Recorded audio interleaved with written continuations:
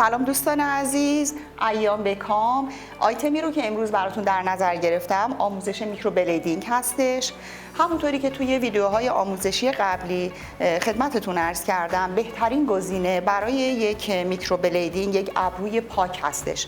ابروی پاک یعنی ابرویی که قبلش تتو نشده باشه و هیچ گونه رنگی زیر ابرو و روی پوست نباشه. یعنی در واقع با میکروبلیدینگ ما نواقص ابرو رو برطرف کنیم. خانمایی که مقدار ابرویی که خودشون دارن خیلی کم هستش، درسته ما میکروبلیدینگ خطوط رو به صورت مو میکشیم، ولی باز همون مصنوعی بودنش رو نشون میده، چون مویی نیستش که روش رو پوشش بده. پس بهترین گزینه ابرویی هستش که احتیاج داره نواقصش برطرف بشه و قسمت‌های خالیش پر بشه. این ابرو رو الان من براتون طراحی میکنم و بعد شروع میکنیم به انجام میکروبلیدینگ. برای طراحی من ساده ترین نوع طراحی رو براتون در نظر گرفتم. ابتدا میایم خط تقارن رو که از وسط بینی میگذره میکشیم، از انتهای پره بینی مستقیم میگیریم و ابتدای مرز ابرو رو مشخص میکنیم. منتها با توجه به اینکه فاصله دوتا ابرو به طور اساسی باید به اندازه عرض یک چشم باشه، باید این رو در نظر بگیرین که بعضی از خانم ها ممکنه که پره های بینیشون یه مقدار پهن باشه. اگه بخوایم با توجه به اندازه بینی ابرو رو ابتدای ابرو رو مشخص بکنیم، ممکنه فاصله دوتا ابرو بیشتر از یک چشم بشه.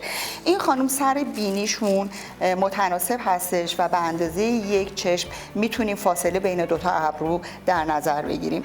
وقتی که سر ابرو رو کشیدیم میایم از همون پره بینی استفاده میکنیم و به مدل یا مشتریتون میگین که مستقیم روبرو رو نگاه کنه و از کنار بینی شروع میکنیم به طور اریب، به طوری که از وسط تخم چشم بگذره یه خط دیگه میکشین و همین کار رو با انتهای گوشه چشم میکنیم و گوشه ابرو رو مشخص میکنین.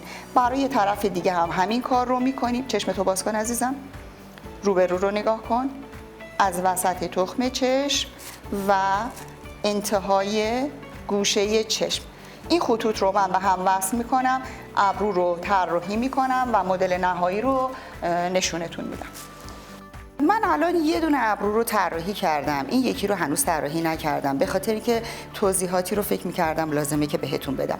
همون جوری که می‌بینین سر ابرو فاصله یه چشم بین دوتا ابرو رو رعایت کردیم و یه مقدار موهای ابرو خارج از طراحی ماست.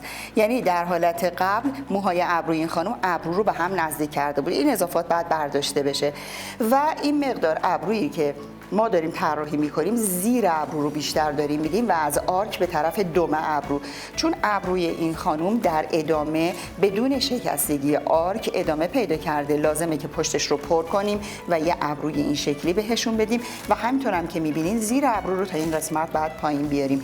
این طراحی مناسب چهره این خانم هستش. حالا هر وقت طراحی میکنین هم سلیقه مشتری رو باید در نظر بگیرین، هم بیس کلی چهره رو که ببینیم کدوم مدل به چهره مشتریتون میاد. این حالتی که قبلا داشتن در ادامه نقص ابرو خیلی دیده میشه، ولی با این طراحی که کردیم تمام نواقص رو برطرف میکنیم. خب همینطور که می‌بینید این طراحی تموم شد. من ساده ترین نوع طراحی رو براتون انتخاب کردم. با ابزار کولیس اندازه‌گیری کردم از ابتدا تا انتهای ابرو، از ابتدا تا آرک ابرو و از آرک تا دم ابرو. همه اینا قرینه بود، اندازه بود، ولی توجه داشته باشین که هر کیسی رو که شما می‌خواین تتو یا بلیدینگ یا هاشور انجام بدین، 90% خانم‌ها ابروی راستشون پایین‌تر از ابروی چپشونه. در حالت طبیعی اصلاً این دیده نمیشه، ولی وقتی شما ابرو رو طراحی می‌کنید یا حتی میخواین آرایش صورت براشون کنی و ابروها رو خط میکشین، اگه دقیقاً داخل رویش موشون سایه رو بکشید میبینید که یه ابرو پایین‌تر از ابروی دیگه است. اینو خیلی باید در نظر داشته باشین. این خانم هم دقیقاً از همین قانون مستثنا نیست، ابروی راستشون پایین‌تره و توی طراحی که ما کردیم پشت ابروشون خالی‌تر هستش نسبت به ابروی چپشون. پس بیشترین کاری رو که باید بکنیم رو ابروی چپشونه و برای این ابرو بیشتر زیر ابرو هستش که خالیه. طراحی من تموم شد. با ماژیک جراحی علامت گذاری کردم چون این فیلم آموزشی هستش. تمام مراحل آموزشی رو دارم میرم. حتما از ماژیک جراحی استفاده بکنین چون ممکنه خطوط جراحیتون رو در اثر پاک کردن گم کنید. به ماژیک جراحی مهلت میدین 20 دقیقه خشک بشه، بعد از بی‌حسی مناسب استفاده میکنید و کارتون رو بعد از اینکه ابرو بی‌حس شد شروع میکنید. خب ما طراحیمون رو کردیم، بی‌حسیمون رو گذاشتیم، بعد از 20 دقیقه که کامل بی‌حس شد، بی‌حسی رو پاک کردیم، با یه پد الکلی چربی بی‌حسی رو گرفتیم. حالا شروع میکنیم به زدن. فقط با توجه به اینکه رویش موها اینجوری ریز ریز هسته، شما سعی کنید همیشه اولین خطی رو که میزنید یه خط یک دست بلند که یه قاب بخواد بهش بده نباشه. سعی کنید از موهای ریزه هم توش استفاده کنید. برای این ابرو قسمت هایی که مو درش زیاد هست کمتر کار میکنیم، قسمت هایی که مو کمتر هست رو بیشتر کار میکنیم. الان من شروع میکنم به کار کردن.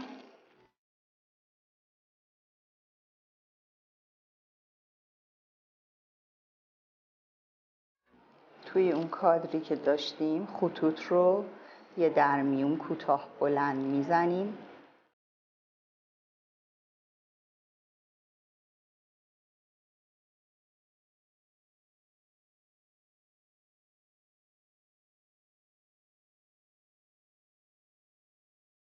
از اینجا که رویش ابروها به طرف پایینه سعی میکنیم که در جهت رویش ابروها کار کنیم.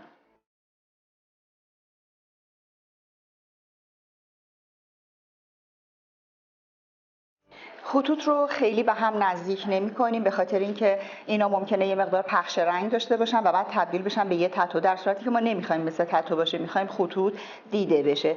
بعد اگه لازم شد توی ترمیم بین خطوط رو با خطوط کرکی پر میکنیم.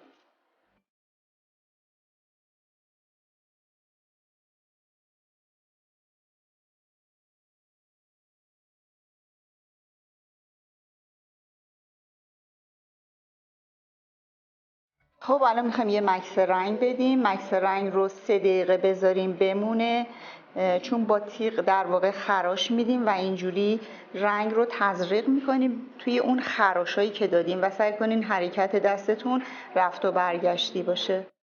خب مرحله اول رو زدیم، همونطور که میبینین خطوط کاملا افتاده. روی خطوط رو یه بار دیگه میزنیم و همیشه به یاد داشته باشین که ما توی بلیدینگ نباید خون ریزی داشته باشیم، فقط یک تراوشی از خون هستش، چون اونجوری اگه خون بیاد رنگ با خون بر میگرده و کاشت شما انجام نمیشه.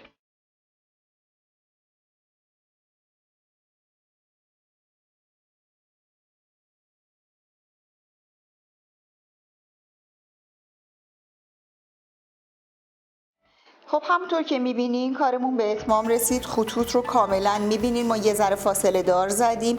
سر ابرو رو همونطور که گفتم هم مایل زدم هم از موریزه استفاده کردم.